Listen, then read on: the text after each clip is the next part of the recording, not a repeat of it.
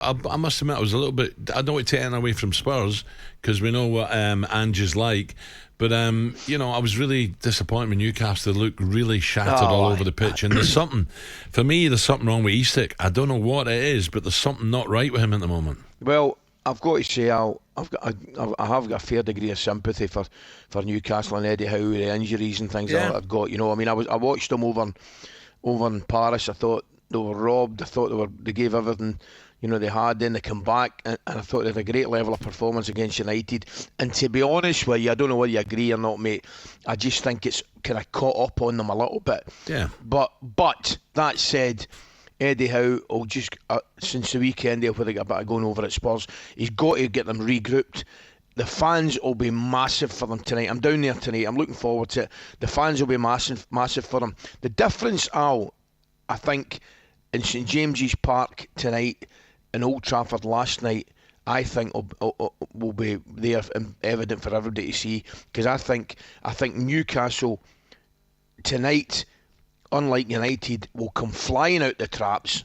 Right, I really think, I know there's a bit of fatigue at the weekend, but as I say, I think they'll have regrouped. I think they'll come flying out the traps tonight and go for Milan. If Newcastle can make it out of the group of death, how big does that make Eddie Massive, Howe? Man. Eddie, Eddie, I think he's doing a brilliant job. And I know you're not happy at the weekend, but No, when I say not happy, Ali, they just looked dead. Yeah, but I think there's reasons for that. Like Harney said, he's picked the same team for about 4 or 5 games. He's got a 17-year-old boy, Lewis Miley, in the middle of the park. He's been a breath of fresh air. But he probably looks as though like the rest of them might need a little bit of a rest now. But I just think...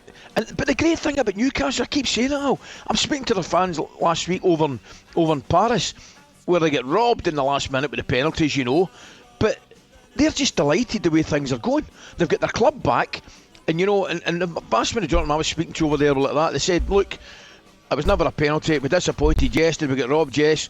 But the fact that you and I are sitting having a conversation about us, a decision against PSG in the Champions League, will tell you how far we've come. And they're right. So, Alan, let me ask you this very briefly. How can Man United, be above Newcastle on the table then?